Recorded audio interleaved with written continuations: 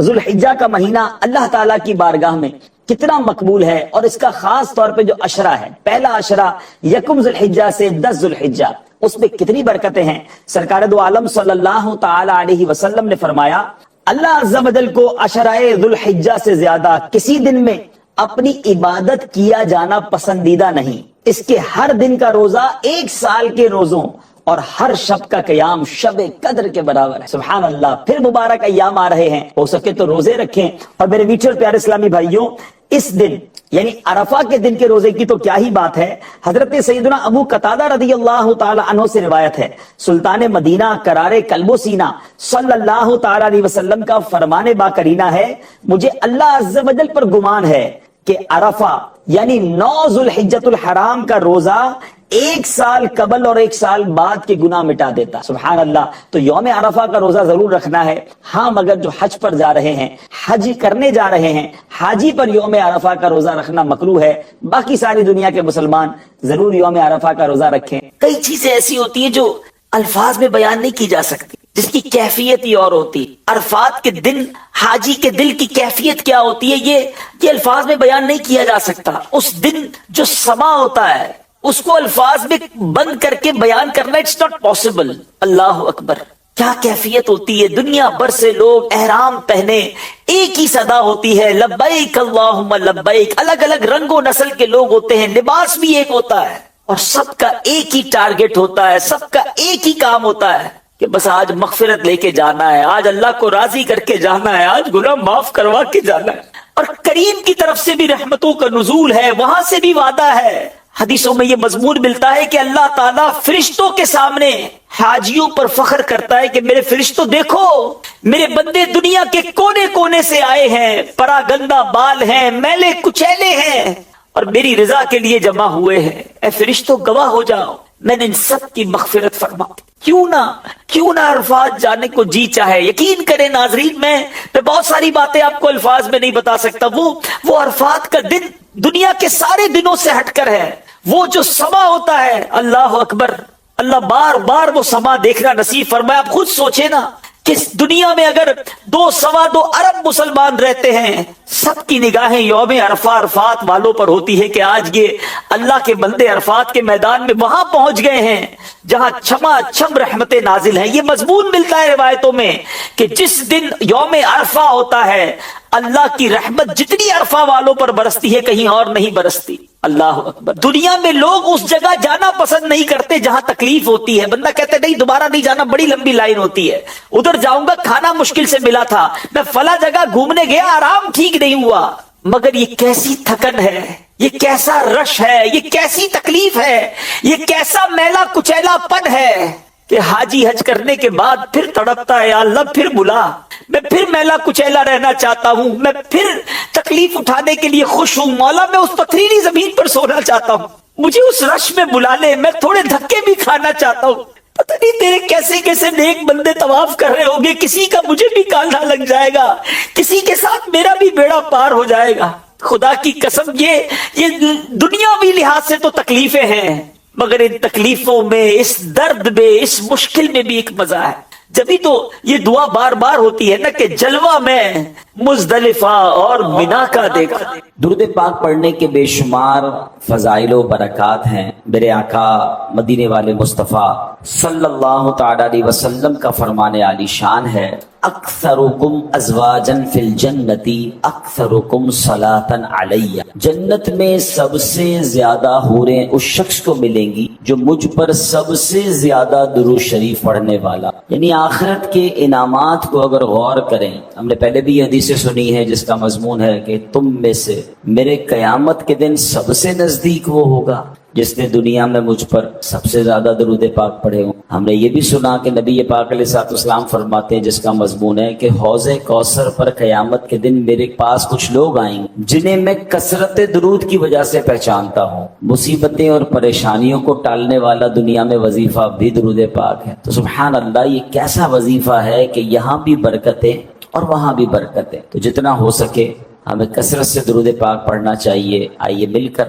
محبت کے ساتھ درود پاک پڑھ لیں. صلو علی الحبیب صلی اللہ تعالی علی محمد صلی اللہ علیہ وسلم. ومن یخرج من بیتہ مہاجرا الی اللہ ورسولہ. ذرا اس جملے کو یاد رکھیے گا, آگے آپ کو جب میں تفصیل بتاؤں گا تو بہت زیادہ لطف اٹھائیں گے آپ. کیا فرمایا؟ اور جو اپنے گھر سے اللہ اور رسول کی طرف ہجرت کرتے ہوئے نکلا, اللہ اور رسول کی طرف ہجرت کرتے ہوئے نکلا, قرآن کہتا ہے. پھر فرمایا ثم یدرک الموت فقد وقع اجرہ علی اللہ. پھر اسے موت نے آ لیا تو اس کا ثواب اللہ کے ذمے پر ہو گیا.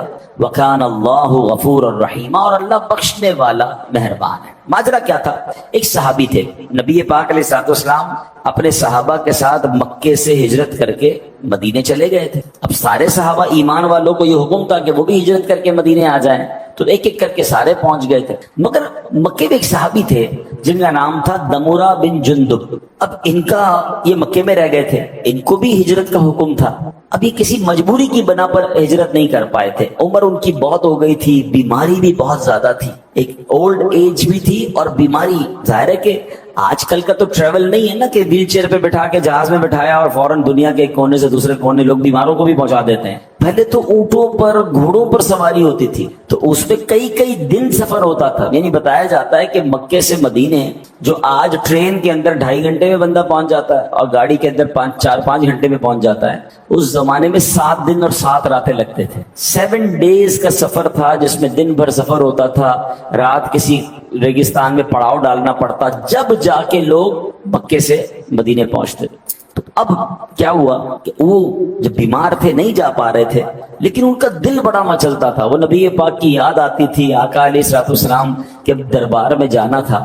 تو انہوں نے اپنے اہل خانہ سے کہا کہ میرا سامان باندھو اور مجھے سواری پہ بٹھا دو. میرے پاس مال تو ہے نا, میں سواری تو استعمال کر سکتا ہوں, تو مجھے سواری پر بٹھا دو. گھر والوں نے کہا آپ کی طبیعت ٹھیک نہیں ہے, آپ اتنا لمبا سفر کیسے کریں گے, اور آپ اتنا ٹریول اکیلے کیسے کریں گے؟ آپ بول بھی پراپر نہیں پا رہے تھے. تو انہوں نے پوچھا جانا کدھر ہے؟ تو انہوں نے اشارے سے مدینے کی طرف بتایا کہ مجھے میرے نبی کے پاس جانا ہے صلی اللہ تعالی علیہ وسلم. اب کیا کیا, جب بڑی انہوں نے ضد کی, ورنہ آپ کو اندازہ ہے کہ بندہ بیمار ہو, اتنی بڑی عمر ہو, تو گھر والے کہیں نہیں جانے دیتے. مگر آپ کا شوق ایسا تھا, آپ کی تڑپ ایسی تھی کہ آپ کا سامان سواری پر رکھا اور آپ کو سواری پر بٹھا دیا اور آپ کی سواری چل پڑی. اللہ اکبر. کیسا شوق ہوگا کہ اس عمر میں کہ جب بندے میں ہمت نہیں ہے, آپ اکیلے سواری پر بیٹھ کر روانہ ہو گئے مدینے کی طرف. سبحان اللہ. اعلیٰ حضرت امام اہل سنت کا ایک شعر ہے نا, شوق روکے نہ رکے, پاؤں اٹھائے نہ اٹھیں, کیسی مشکل میں ہے اللہ تمنائی یہ دوست. کہ ایک ایسا شوق ہے کہ رکنے نہیں دیتا, حالت یہ ہے کہ پیر بھی نہیں اٹھ رہا, مگر ان دونوں مشکلوں میں جو نبی پاک سے محبت رکھنے والا ہے وہ اس کے بھی لطف اٹھا رہا ہے. آپ بیٹھ گئے سواری پر, روانہ ہو گئی سواری. اب جب یہ سواری روانہ ہوئی تو اگر آج کا نقشہ دیکھیں تو آپ 11 کلومیٹر سے زیادہ سفر نہیں کر پائے. جو ماشاءاللہ مکے گئے ہیں وہ جلدی پک کر لیں گے میری بات کو. ایک مسجد ہے جس کو مسجد عائشہ کہا جاتا ہے, مسجد عمرہ بھی کہا جاتا ہے, ایک اس کا نام مسجد تنعیم بھی ہے. وہ اب مسجد ہے, اس ایریا میں ہی آپ پہنچ پائے, یعنی ابھی آپ مکے سے تھوڑا ہی باہر نکل پائے کہ آپ کا انتقال ہو گیا, آپ مدینے پہنچ نہیں سکے. تو اب کیا ہوا کہ لوگوں نے باتیں کرنا شروع کی کہ کاش یہ مدینے پہنچ جاتے تو ان کا ثواب کمپلیٹ ہو جاتا, ان کی ہجرت کمپلیٹ ہو جاتی, یہ مزید ثواب کماتے. تو قرآن پاک کی آیت نازل ہوئی, اور اس آیت میں کیا رب نے فرمایا, سبحان اللہ, میرے رب کی شان دیکھیں. اللہ کریم کی بارگاہ میں ہے نا, یہ فلسفہ سمجھ لیں, وہاں دل دیکھا جاتا ہے, عمل کی باری تو بہت بعد میں آتی. آپ کی نیت کیا تھی؟ آپ نے نیت کر کے کام شروع کر دیا, بے شک نہ کر پائے, میرا کریم جانتا ہے کہ اس کی نیت کیا تھی, اللہ وہ اجر عطا فرما دے. اب کیا دیکھیں قرآن کی آیت نازل ہوئی, کیسے زبردست صحابی ہیں, ان کا جذبہ کیسا تھا مدینے پہنچنے کا, نبی پاک سے ملاقات کا شوق کیسا تھا کہ ان کی اس عمل پر قرآن کی آیت نازل ہوئی. اور سچی بات یہ, رہتی دنیا کو ایک رہنمائی کے مدنی پھول بھی مل گئے کہ قرآن کیا کہتا ہے, وَمَن يَخْرُجْ مِن بَيْتِهِ مُهَاجِرًا إِلَى اللَّهِ وَرَسُولِهِ. فرمایا جو اپنے گھر سے اللہ اور رسول کی طرف ہجرت کرتے ہوئے نکلا, ثُمَّ يُدْرِكُ الْمَوْتُ فَقَدْ وَقَعَ أَجْرُهُ عَلَى اللَّهِ. فرمایا پھر اسے موت نے آ لیا تو اس کا ثواب اللہ کے ذمے پر ہو گئے. پہنچ نہیں سکا, مگر اگر راستے میں نکل گیا نا تو ثواب پکا ہو گیا. پھر کیا فرمایا؟ وَكَانَ اللَّهُ غَفُورًا رَحِيمًا, اللہ بخشنے والا ہے, مہربان ہے. یعنی یہ مت کہو کہ مدینے پہنچ نہ پائے, ہجرت کر نہ پائے, ثواب ملا نہیں. ارے اچھی نیت کر کے یہ نکل گیا, بے شک راستے میں انتقال ہوا, اسے پورا پورا اجر مل گیا. سبحان اللہ, سبحان اللہ. اب دو باتیں اس واقعے سے جو سیکھنا ہے, آج ہمیں جو میسج لینا ہے وہ دو باتیں ہیں. پہلی بات تو ہمیں یہ سیکھنی ہے کہ نیت کر لی آپ نے, پکی نیت ہے تو اللہ اس کا ثواب عطا فرما دیتا ہے. مجھے 2-3 واقعات یاد آ رہے ہیں. ایک بزرگ تھے, کہیں سے ٹریول کرتے ہوئے جا رہے تھے, راستے میں انہوں نے ایک بہت بڑا جو ہے مٹی کا ڈھیر دیکھا, اور اس وقت اس قوم کے اندر جو ہے نا قحط تھا, لوگ بھوکے تھے, کھانے کو نہیں تھا. انہوں نے سوچا کاش یہ پورا ڈھیر جو ہے نا اناج کا ہوتا اور میرا ہوتا, تو میں یہ پورا اناج اللہ کے بندوں پر خیرات کر دیتا, سب کو بانٹ دیتا. نہ انہوں نے اناج بانٹا, نہ اناج خریدا. واٹ یو ڈیڈ انٹینشن, اچھی نیت کر لی, ہوتا تو میں کرتا, ہے نہیں. سبحان اللہ, اللہ کی طرف سے حکم ہوتا ہے کہ میرے اس بندے کے نامہ اعمال میں یہ جتنا اناج خیرات کرنے کی اس نے نیت کی تھی اتنا ثواب لکھ دی. انما الاعمال بالنیات. کچھ روایتوں میں یہ پڑھا کہ اللہ پاک کی بارگاہ سے فرشتوں کو حکم ہوتا ہے کہ میرے اس بندے کے نامہ اعمال میں یہ نیکی لکھ دو. کہ یا اللہ ہم تو کرامن کاتبین ہیں, ہم تو ساتھ ہیں اس کے, اس نے یہ نیکی کی نہیں ہے. ارشاد ہوتا ہے کی نہیں ہے مگر اس کا ارادہ تھا, اس کی نیت تھی کہ میں نے کرنی ہے. تو سبحان اللہ, انسان اپنے ذہن میں اچھی اچھی نیتیں رکھے. ادھر تو نیتیں بھی بری ہوتی ہیں, پیسے آئیں گے تو صدقہ خیرات کروں گا, یہ نیت نہیں بنتی. پیسے آئیں گے تو فلاں خواہش پوری کروں گا, فلاں غلط کام کروں گا. معاذ اللہ, انسان آج کے دور میں بری نیتیں کرتا جا رہا ہے. ہونا یہ چاہیے کہ بندہ نیت کرے, اللہ تو جب مال دے گا میں بھی قربانی کروں گا, اور بہترین جانور تیری راہ میں کروں گا. اے اللہ جب تو مال دے گا میں بھی حج کروں گا, ابھی نہیں ہے میرے پاس. اے اللہ جب اسباب ہوں گے میں بھی بار بار مدینے جاؤں گا. اے پروردگار اگر مجھے کچھ ملا تو میں غریبوں کی مدد کروں گا, فلاں چیز مجھے مل گئی تو میں اس کے ذریعے یہ والی نیکی کروں گا. یہ ہے اچھی نیتیں. اور پھر اللہ دے دے تو وہ کرنا بھی چاہیے, یہ بھی الگ پرابلم ہے. بندہ وعدے رب سے کچھ اور کر رہا ہوتا ہے, کام اس کا ہو جائے تو اللہ کو ہی بھول جاتا ہے. اللہ سے کتنے وعدے کیے ہوں گے ہم نے, یا اللہ میرا یہ مسئلہ حل کر دے پھر نماز نہیں چھوڑوں گا, یا اللہ یہ مسئلہ حل ہو جائے پھر میں اتنے خیرات کروں گا, میں اتنے غریبوں کی مدد کروں. جیسے ہی مسئلہ حل ہوا بندہ ہی غائب. ہمارے ساتھ تو کبھی کبھی ہوتا ہے نا, مسجد میں اچانک کوئی بندہ نظر آنے لگ جاتا ہے, پورا سال نظر نہیں آتا, اچانک نظر آ جاتا ہے, سر پہ ٹوپی, ہاتھ میں تسبیح. خیریت تو ہے بھائی؟ بس وہ ایک پرابلم آ گئی تھی, گھر میں مسئلہ آ گیا تھا, یا والدہ ہاسپٹل میں ہیں, یا فلاں کاروبار کا بڑا مسئلہ ہو گیا, بس اللہ سے مانگنے ہیں. بہت اچھی بات ہے. تھوڑے دیر بعد بندہ غائب ہو جاتا ہے. بھائی کیا ہوا؟ کہ مسئلہ حل ہو گیا. ارے بھائی جس رب نے مسئلہ حل کیا اسی چھوڑ کے چلے گئے. یعنی اللہ سے دوستی بھی کنڈیشنلی کرنی ہے. جب تک مسئلہ بٹکا ہوا, جب تک مسجد کا راستہ یاد ہے, جیسے ہی مسئلہ حل ہوا بندہ ہی غائب. ایسا نہیں ہونا چاہیے. میں مشکل میں بھی اپنے رب کو یاد کروں, میں راحت میں بھی اپنے رب کو یاد. اگر آپ مومن کے دونوں اسٹیٹ سمجھ لیں نا, دونوں مومن کی صورتیں سمجھ لیں کہ مومن تو ہر حال میں فائدے دے نا. اگر وہ مشکل میں, دیکھیں انسان کی زندگی میں دو ہی وہ ہوتے ہیں نا, دور ہوتے ہیں, یا تو مشکل کا دور ہوتا ہے یا آسانی کا دور ہوتا ہے. ٹھیک ہے, مومن کا انداز پتہ کیا ہوتا ہے؟ مشکل میں صبر کر کے ثواب کما رہا ہوتا ہے, راحت میں شکر کر کے ثواب کما رہا ہوتا ہے. تو مومن تو مزے میں ہے کہ اگر آپ اس وقت کسی مشکل سے گزر رہے ہیں تو بھی اللہ کو یاد کریں, ان اللہ مع الصابرین, صبر کریں, صبر کا ثواب روز مل رہا ہے آپ کو. جیسے ہی اللہ نے اچھے دن کر دیے اب شکر کرنا شروع کر دیں. لئن شکرتم لازیدنکم, تم میرا شکر ادا کرو میں تمہیں اور عطا کروں گا. یعنی مجھ پر تو ہر وقت رحمت کی بارش برسنی چاہیے تھی, مگر ادھر معاملہ الٹا ہے. مشکل ہوتی ہے تب بھی اللہ کو کچھ لوگ ناراض کرتے ہیں. وہ کیسے؟ شکوے, شکایت, کمپلین, معاذ اللہ, اللہ سے ہی مایوسی کی باتیں شروع کر دیتے ہیں. غلط ہو رہا ہے. جیسے ہی اللہ اچھے دن پھیر دیتا ہے تو شکر کرنے کی بجائے عیاشیوں میں لگ جاتے ہیں, گناہوں میں لگ جاتے ہیں, اللہ کی نافرمانی میں. یعنی ادھر بھی غلط ادھر بھی غلط. مومن وہ ہوتا ہے جو ایوری ٹائم, ہر حال میں وہ اپنے رب کو راضی کرتا ہے. تو یہ بات ہمیں اس میں سیکھنے کو مل رہی ہے کہ اچھی نیت کا اجر کیسا ہے. اب کمال کی بات ایک اور سیکھنی ہے کہ شوق مدینہ ہونا چاہیے. ہاں آپ ذرا انداز دیکھیں نا ان کا, اتنی بڑی عمر ہو گئی ہے, بیماری ہے, مگر تڑپ کیا ہے کہ گھر میں نہیں رہنا, مجھے مدینے پہنچنا, مجھے سواری پر بٹھا کر اللہ کے حوالے کر دو, میں راضی. اور راستے میں انتقال بھی ہو گیا. اللہ اکبر. انہوں نے تو اپنے کام کر دیا نا, وہ نہیں پہنچ پائے الگ بات ہے, پر وہ تو کر چکے جو کرنی بشر کی. انہوں نے اپنے حصے کا کام کر دیا.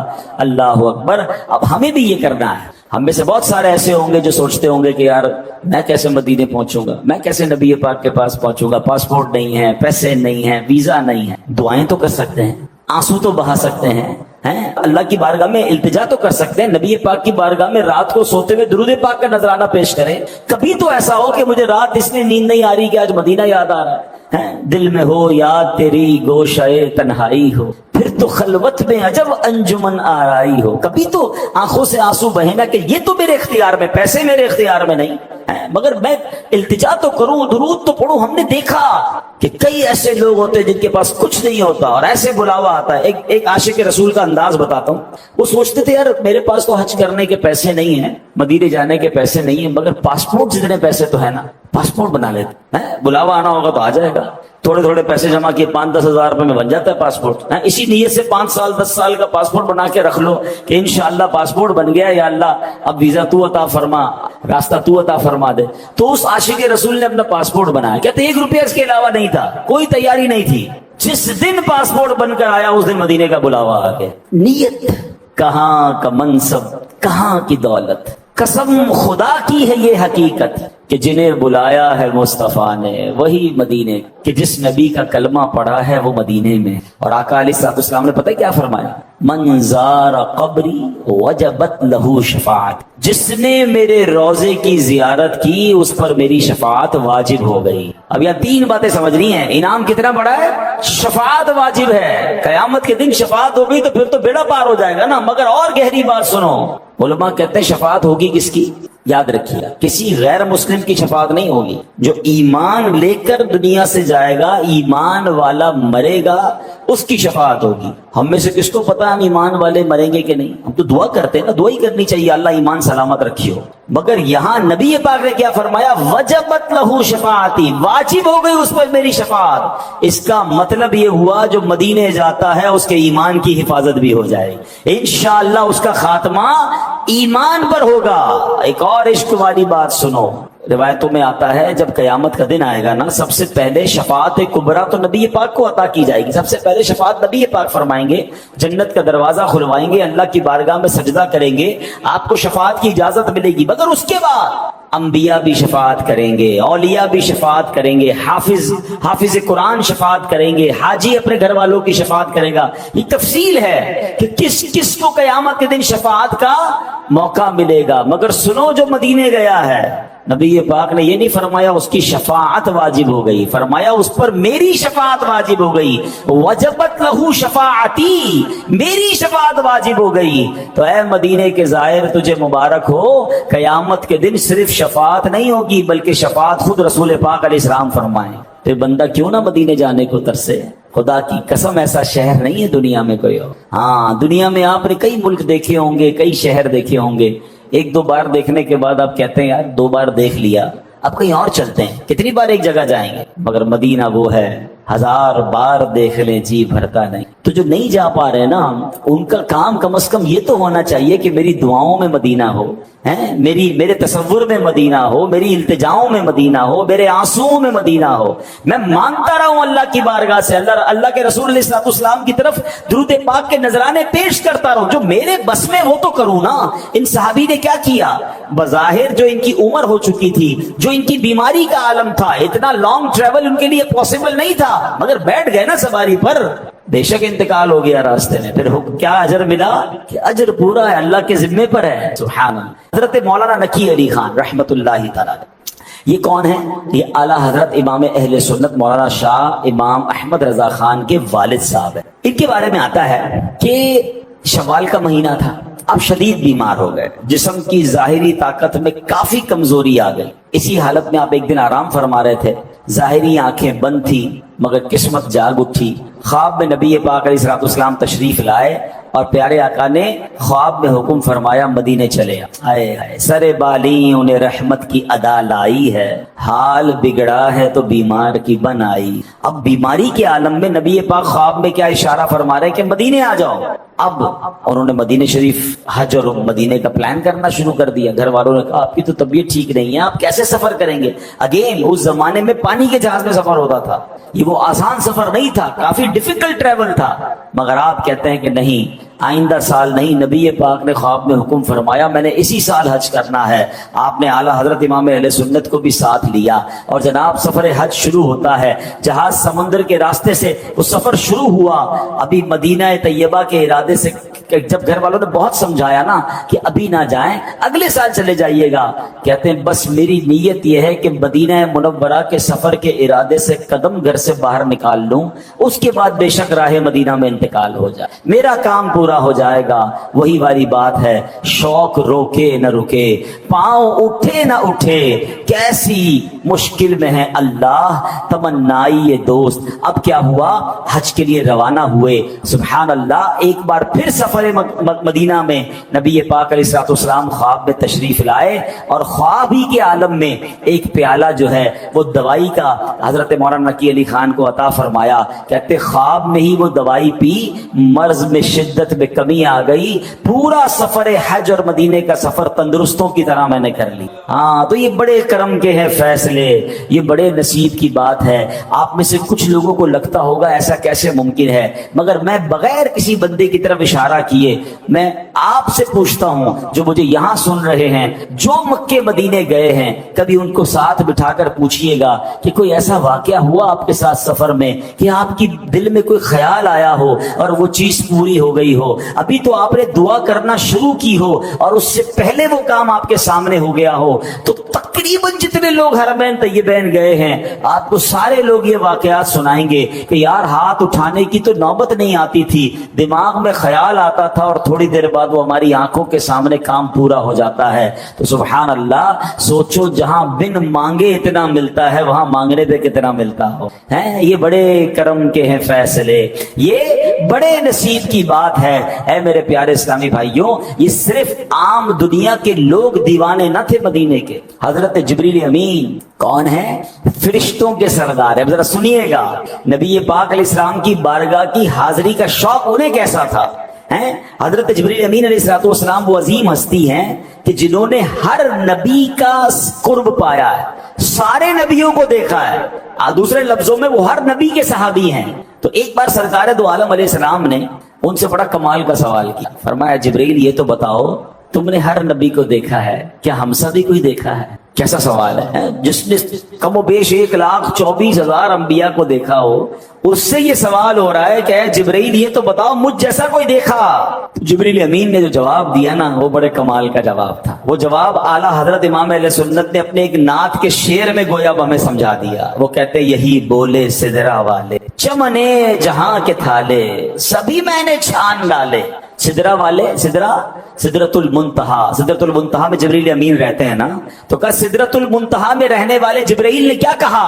یہی بولے سدرا والے, چمنے جہاں کے تھالے, سبھی میں نے چھان ڈالے, آقا تیرے پائے کا نہ پایا, تجھے یک نے یک بنایا. یا رسول اللہ آپ جیسا رب نے کوئی نہیں بنایا, میں نے سارے نبیوں کی صحبت اٹھائی ہے مگر آپ جیسا کوئی اور نہیں پایا. اب ذرا اور عشق والی بات سنتے ہیں. اب سنو جبریل نبی پاک سے آقا کے دربار میں حاضری کا کیسا شوق رکھتے تھے.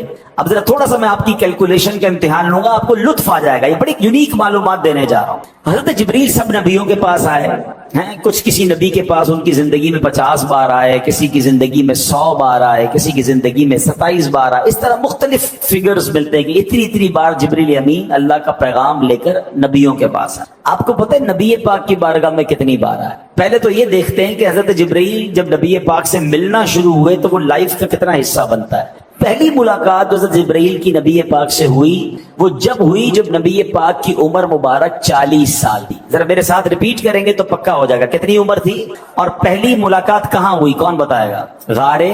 غار ہرا میں جب پہلی وحی لے کر آئے, اقرا بسم ربک الذی خلق. یہ پہلی وحی لے کر کون آیا تھا؟ جبریل امین آئے تھے. عمر مبارک کتنی تھی؟ 40 سال. ملاقات کہاں ہوئی؟ غار حرا میں. بیوٹیفل.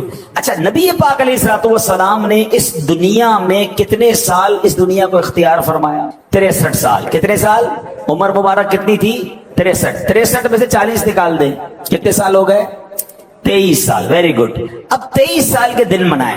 تھوڑا سا مشکل سوال ہے. 23 سال میں کتنے دن بنتے ہیں؟ آسان کر دیتا ہوں کہ اگر 365 دن ایک سال میں ہم گنتے ہیں انگلش کیلنڈر کے لحاظ سے, تو 10 سال میں کتنے ہو گئے؟ 3650 دن. ٹھیک ہے, ملٹیپلائی بائی 2 کر لیں, 20 سال کر لیں, تقریباً 7300 دن ہو گئے. یہ کتنے سال کے دن ہو گئے؟ 20 سال. 3 سال کے مزید 1000 دن گن لیتے ہیں, موٹا حساب کر رہا ہوں میں.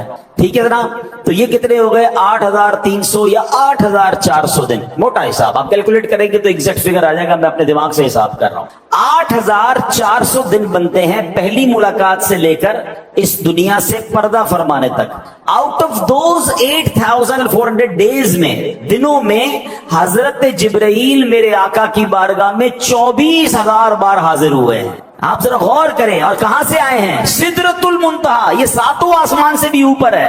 فرمایا اتنا فاصلہ ہے کہ زمین سے پہلے آسمان کا فاصلہ 500 سال, اگلا فاصلہ 500 سال. اگر کوئی سواری پر جاتا ہے, جبریل امین کہاں ہوتے ہیں؟ 7 آسمان سے اوپر. سدرۃ المنتہا آپ کا مقام ہے.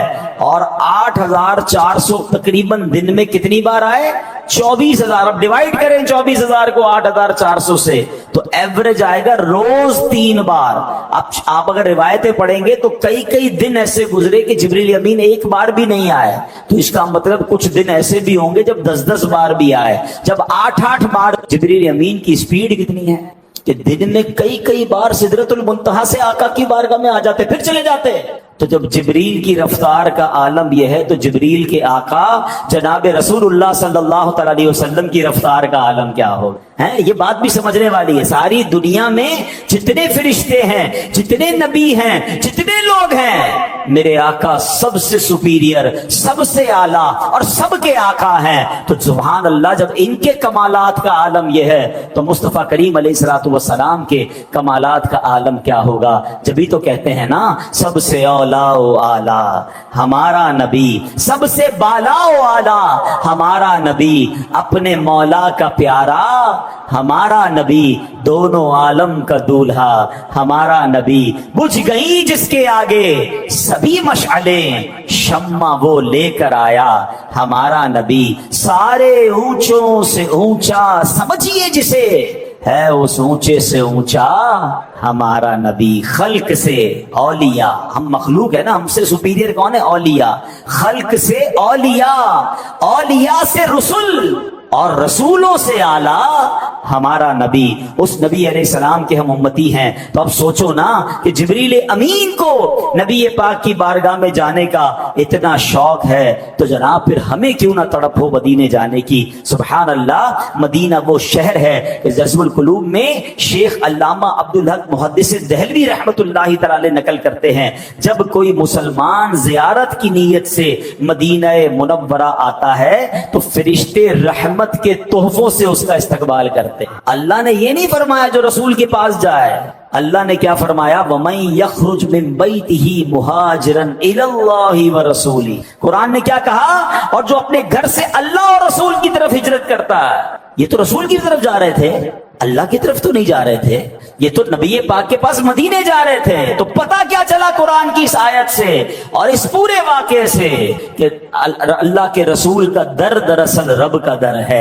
ان کی اطاعت رب کی اطاعت ہے. یہ راضی ہوتے ہیں تو رب راضی ہو جاتا ہے. سبحان اللہ, یہی بات اعلیٰ حضرت امام اہل سنت نے لکھی, بخدا خدا کا یہی ہے در, نہیں اور کوئی مفر مکر, جو وہاں سے ہو یہیں آ کے ہو, جو یہاں نہیں تو وہاں نہیں. کیونکہ اللہ نے اپنے حبیب علیہ السلام کی رضا کو اپنی رضا قرار دیا. ان کی طرف اگر کوئی ہجرت کرے تو وہ ایسا ہے جیسے اس نے اللہ کی طرف ہجرت کی. میں نے قرآن کی آیت سنائی آپ کو, تو سبحان اللہ, مدینے جانا بھی دراصل مدینے میں رہتا کون ہے؟ وہ اللہ ہی کے تو رسول ہیں. سبحان اللہ, تو مدینے جانا بھی راہ خدا ہے, اور وہاں جانا بھی وہ ہجرت, وہ ثواب کا کام ہے. تو اللہ کریم ہمیں مدینہ منورہ سے سچی محبت محبت نصیب فرمائے اور یہ بات سمجھنے کی توفیق عطا فرمائے کہ اب کی بار جب مدینے جائیں، کیونکہ نبی پاک فرماتے ہیں من جاءنی زائرن، جو میری بارگاہ میں زیارت کے لیے حاضر ہوا، لا تعملہ حاجت الا زیارتی، اس کے علاوہ اسے کوئی حاجت نہ ہو، یعنی تجارت کے لیے نہیں آیا، کسی اور مقصد کے لیے نہیں آیا، صرف اور صرف میری زیارت کے لیے مدینہ منورہ پہنچا، فرمایا کان حقا علی ان اقول لہ شفیعا یوم القیامہ، آقا فرماتے مجھ پر حق ہے کہ میں روز قیامت اس کی شفاعت کروں۔ اللہ کے نبی علیہ الصلوۃ والسلام کی بارگاہ میں جانا ہے اور وہاں جا کر شفاعت کی خیرات لینی ہے۔ ایک روایت میں فرمایا کان فی جواری یوم القیامہ، یعنی جو خاص میری زیارت کی نیت سے مدینہ منورہ پہنچا وہ روز قیامت میرے جوار رحمت میں ہوگا، یعنی وہ میرے پڑوس میں ہوگا، میرے ساتھ جنت میں ہوگا۔ تو سبحان اللہ، کوئی اور دیکھیں مسجد نبوی میں نوافل پڑھنا ضمناً آپ کو مل جائے گا، ریاض الجنہ میں جانا ضمناً آپ کو مل جائے گا، آپ سید الشہداء بھی جائیں گے، آپ بقی شریف پر بھی حاضری دیں گے، مگر یہ ضمناً ہے۔ تو پریمیئر نیت ہے جو superior and one and only آپ کی انٹینشن ہونی چاہیے کہ کہاں جا رہا ہوں، اپنے آقا کے پاس جا رہا ہوں، نبی پاک کے پاس جا رہا ہوں، ان کے روزے کی زیارت کو جا رہا ہوں۔ اور کتنی پیاری انکریج والی حدیث ہے کہ من زار قبری وجبت لہ شفاعتی، جس نے میرے روزے کی زیارت کی اس پر میری شفاعت واجب ہو گئی۔ بلکہ میرے آقا فرماتے ہیں کہ جس نے میری دنیا سے پردہ فرمانے کے بعد میرے روزے کی زیارت کی وہ ایسا ہے کہ جیسے اس نے میری حیاتی میں میری زیارت کی، اور میں جو ان دونوں حرمین میں سے کسی میں انتقال کر جائے گا بروز قیامت میں اس کا گواہ بنوں گا، میں ان کی شفاعت کروں گا۔ اللہ اکبر، یہ کیسا مدینہ ہے کہ جہاں جاؤ تو شفاعت کا وعدہ ہے اور وہاں مر جاؤ تو پھر مغفرت کا وعدہ ہے، پھر شفاعت کا وعدہ ہے۔ تو سبحان اللہ، طیبہ میں مر کے ٹھنڈے چلے جاؤ آنکھیں بند، سیدھی سڑک یہ شہر شفاعت نگر کی ہے۔ تو اللہ کریم ہمیں مدینہ منورہ سے سچی اور پکی محبت نصیب فرمائے، اور ہمیں یہ بات آج سیکھنے کو ملی کہ ہمیں اپنے شوق کو بڑھانا ہے۔ دیکھو یہ مدینہ عام شہر نہیں ہے، یہ نصیب والوں کو آپ کو سفر ملا ہے، جیسے جی چاہے جہاں میں گھوم پھر، جیسے جی چاہے جہاں میں گھوم پھر، پر یہ مدینہ ہے یہاں آہستہ چل، یہ فرشتوں کے درمیان کی جگہ ہے۔ اور سبحان اللہ، سنبھل کر پاؤں رکھنا زائروں شہر مدینہ میں، کہیں ایسا نہ ہو سارا سفر بیکار ہو جائے۔ تو یہ ادب کے ساتھ ذوق کے ساتھ سفر کیجئے۔ جو نہیں جا رہے، آج بیان کا ایک مقصد یہ تھا کہ اپنے دل میں، اپنے ذہن میں مدینے کا شوق پیدا کریں، اپنی دعاؤں میں مدینے کی یاد کو بسائیں، اور خدا کی قسم جس دل میں یاد مدینہ ہے نا، پھر اس کی زندگی کا لطف ہی اور ہوتا ہے۔